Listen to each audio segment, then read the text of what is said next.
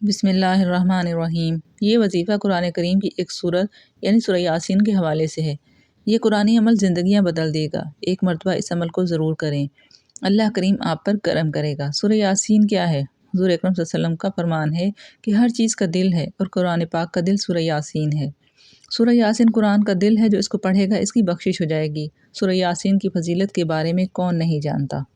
ان وظائف سے بہت سے لوگ مستفید ہوتے ہیں۔ مشکلات کے حل کے لیے، تکلیف کے لیے، تجارت اور اہم مقاصد کی کامیابی کے لیے سورہ یاسین کا وظیفہ پڑھا جاتا ہے۔ آنکھوں کا موتیہ دور کرنے کے لیے، بھول جانے کا مرض، دل کے درد سے نجات کے لیے، رزق میں اضافے کے لیے، دل کی سختی اور گناہ سے حفاظت کے لیے، اللہ پاک کی بارگاہ سے بارش طلب کرنے کے لیے، بالخصوص سورہ یاسین کا یہ وظیفہ ہے۔ یہ رزق کی تنگی اور قرض کی ادائیگی کے لیے بھی ہے۔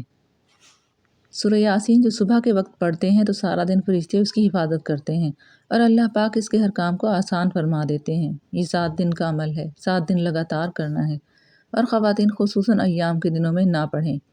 جب یہ عمل کرنا ہے تو باوضو ہو کر قرآن پاک رکھ کر یا زبانی بھی پڑھ سکتے ہیں۔ آپ نے اول و آخر درود پاک پڑھنا ہے اور سورہ یاسین کو پڑھنا شروع کر دینا ہے۔ سورہ یاسین کے اندر لفظ مبین 7 مرتبہ آتا ہے اور ہر مبین پر 3 مرتبہ سورہ کوثر پڑھنی ہے۔ 7 دن روزانہ 1 مرتبہ پڑھنا ہے۔ اس کو کسی بھی وقت پڑھ سکتے ہیں، اس میں کوئی حرج نہیں۔ اس کو روزانہ 1 مرتبہ پڑھنا ہے اور اول و آخر درود پاک پڑھنا ہے۔ جہاں پر مبین آئے تو 3 مرتبہ سورہ کوثر پڑھنا ہے۔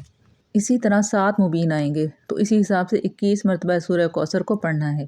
یہ روزانہ لگاتار پڑھنا ہے، اس میں ناغہ نہیں کرنا ہے۔ اگر آپ نے 6 دن عمل کیا ہے اور اگلے دن نہیں پڑھ سکے تو اس عمل کو نئے سرے سے شروع کرنا ہے۔